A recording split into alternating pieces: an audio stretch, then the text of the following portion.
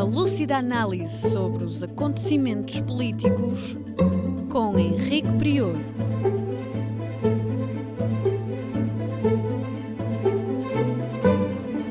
Política Impura, na Rádio Transforma.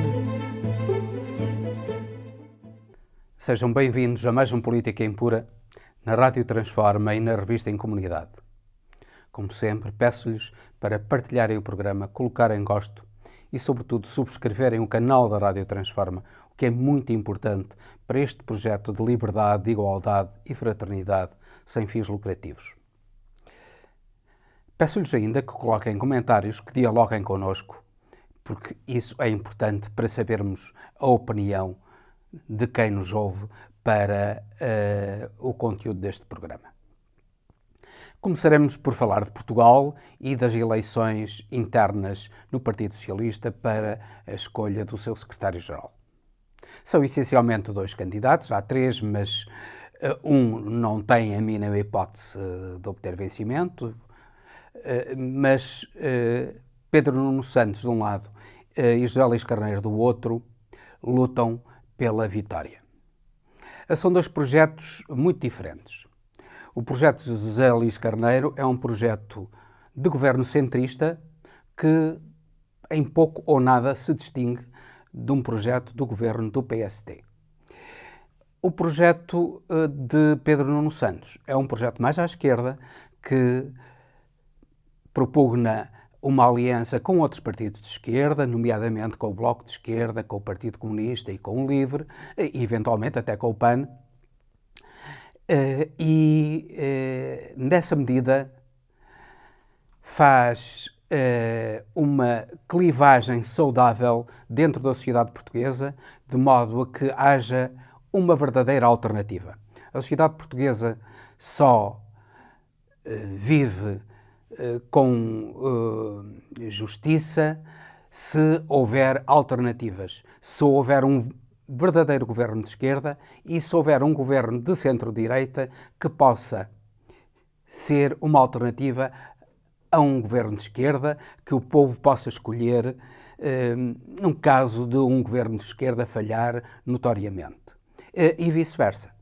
Ora, esta proposta de aliança à esquerda de Pedro Nuno Santos é uma proposta boa para a democracia portuguesa. E por isso pensamos que seria a melhor solução para não só o PS, mas também para o país. Agora, esta semana vieram a lume dois factos extremamente interessantes também na política portuguesa. Por um lado, uma entrevista de Rui Rio, em que Rui Rio faz aquilo que já dissemos aqui várias vezes, que a Procuradora-Geral da República, Lucília Gago, devia ser demitida. Nunca tínhamos ouvido falar nisso, mas agora Rui Rio vem dizer que ela abusa dos seus poderes, é incompetente e, por isso, deve ser demitida. Ele mostra o caso de António Costa e o caso do abuso das escutas a João Galamba como exemplos claros desse abuso de poder. Foi isso que dissemos aqui neste programa já desde há bastante tempo. Felizmente, Rui Rio, um homem que é insuspeito de ser de esquerda, veio precisamente dizer a mesma coisa. Por outro lado, o Presidente da República também veio agora com elogios rasgados a António Costa, dizendo que ele era uma esperança para o país, que podia perfeitamente ser um bom Presidente da República, podia ser um bom Presidente da Comissão Europeia, isto é, aquilo que aparentemente era a grande fricção entre Marcelo e Costa, Marcelo acaba por reconhecer que Costa é o governante mais capaz que tivemos. Um governante muito ao centro, muito próximo de Marcelo, e as divergências entre eles foram em política interna. Em política externa parece que têm uma opinião comum sem problemas. Divergem em política interna, o que de certo modo é natural. mas com Costa, agora sobretudo nesta segunda fase da sua governação, muito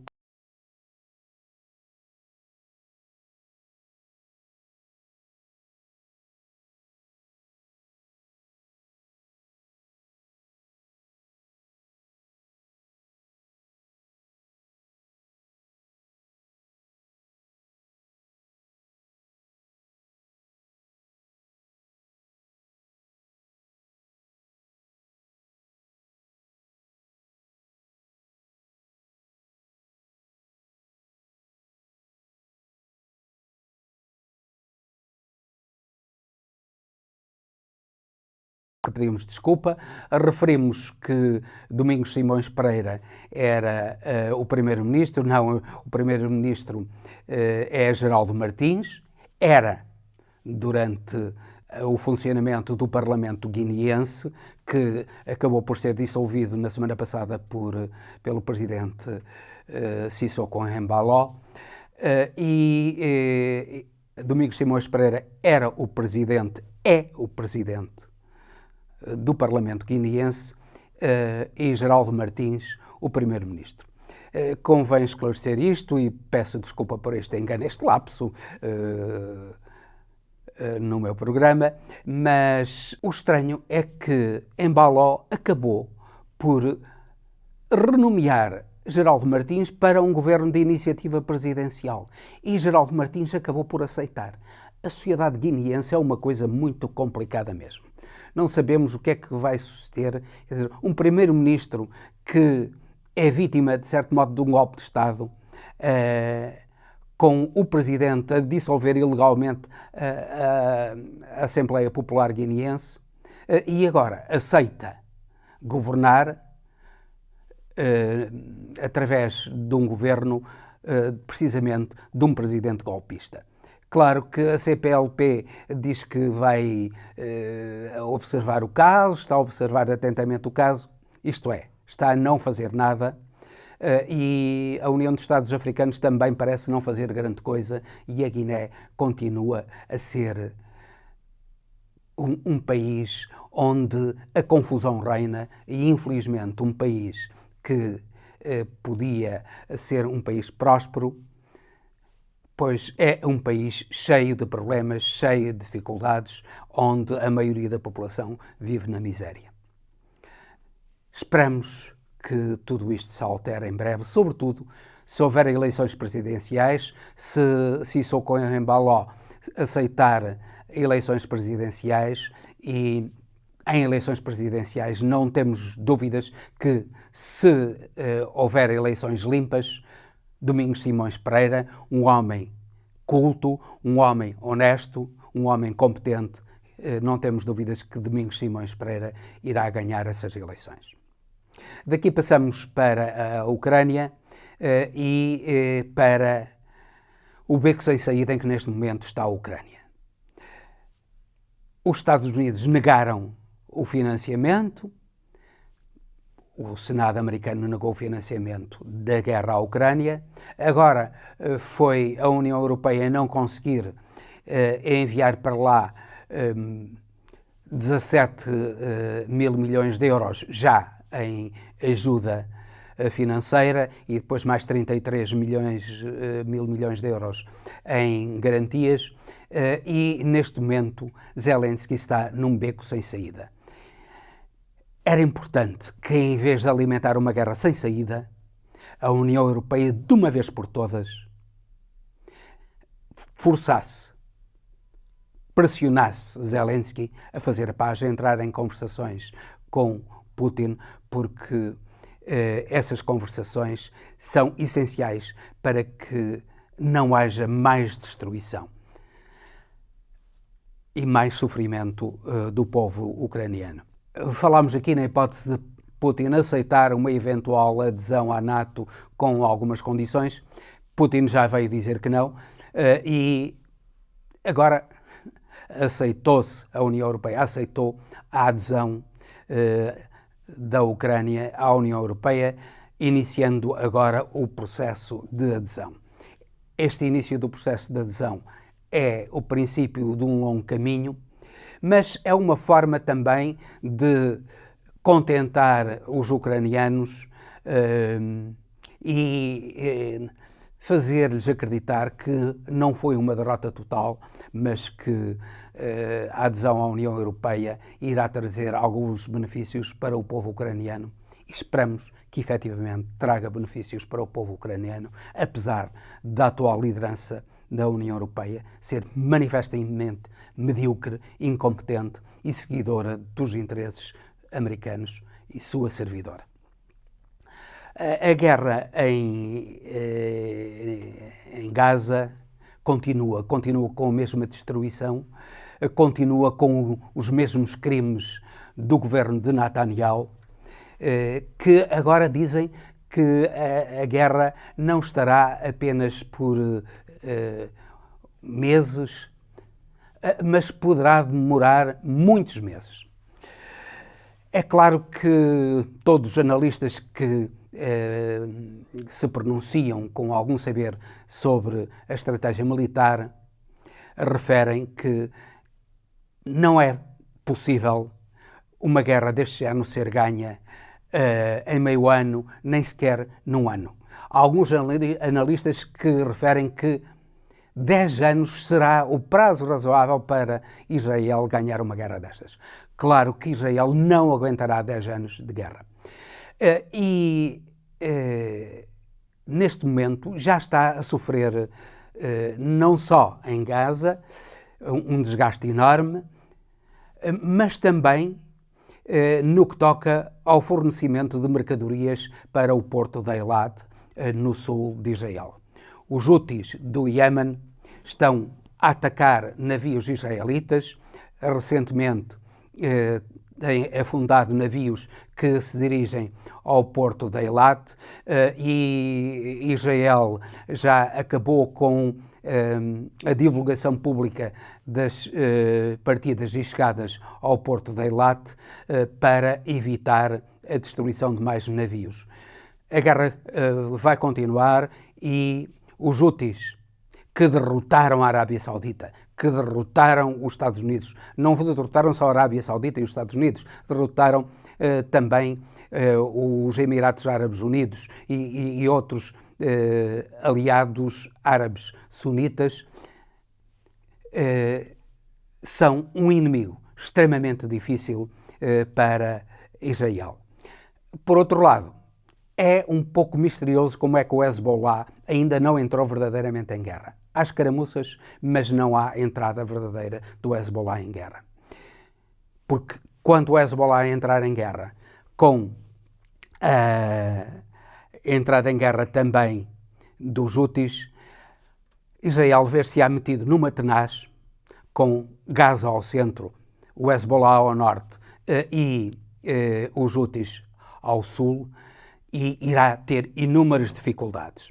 Isto é, a estratégia americana de fazer na Europa e no Médio Oriente uma tenaz relativamente à Rússia, com a Ucrânia como centro dessa tenaz, Israel como o sul dessa tenaz e os países nórdicos, nomeadamente a Letónia, a Lituânia, a Estónia e a Suécia e até a Finlândia, como pontas dessa tenaz no norte, de modo a fazer uma tesoura que apertasse a Rússia, pois parece que poderá ser isso que vai acontecer a Israel. A construção dessa tenaz está a falhar para os Estados Unidos, mas vamos a ver o que é que vai suceder relativamente a Israel. Não deixamos de referir o seguinte, é que também na Cisjordânia há lutas terríveis, com mortos por o exército israelita na Cisjordânia, com o avanço dos colonatos e mais, com algo de extremamente grave. Neste momento, os habitantes da Cisjordânia só podem sair de casa durante 2 horas por dia. Por exemplo, em Hebron, os fascistas de Ben-Gvir, os seguidores de Ben-Gvir, protofascistas, Ben-Gvir é o ministro da Segurança Interna de Israel, é um fascista, e eles não deixam funcionar o mercado de Hebron. Eles atiram tudo aquilo que é porcaria para cima do mercado para impedir sequer o funcionamento do mercado. Já não lhes basta fazerem da Cisjordânia um campo, uma espécie de campo de concentração, como fazem em Gaza, uma destruição. Eles perseguem, eles humilham, eles fazem aquilo que os nazis fizeram aos judeus durante a Segunda Guerra Mundial.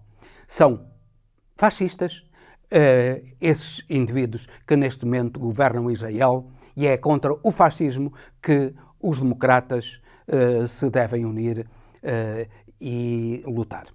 Finalmente, 2 palavras apenas para a Argentina. Milei, um louco que os argentinos em desespero elegeram para o poder, começa agora a mostrar aquilo que é. Isto é, ele está a destruir as classes mais pobres argentinas. 40% dos argentinos já vivem na pobreza. Mas ele desvalorizou já, assim que chegou ao poder, desvalorizou em 50% a moeda argentina. Dizia que ia tornar o dólar a moeda oficial da Argentina. Claro que já desistiu disso porque viu que seria uma tragédia para o povo argentino, mas a desvalorização da moeda é terrível porque aquilo que faz é concentrar a riqueza num cada vez menor número de já ricos argentinos e empobrecer a generalidade dos argentinos. Mas ele que dizia que era contra tudo aquilo que fosse tráfico de influências, a primeira coisa que ele fez foi pôr a família ao lado dele no poder. É isto que os fascistas, os protofascistas e, nomeadamente, o Chega, irão fazer em Portugal se forem poder. E com isto termino, despedindo-me com amizade até ao próximo Política Impura, pedindo-lhes novamente que partilhem, subscrevam o canal da Rádio Transforma, apoiando este projeto de liberdade, igualdade e fraternidade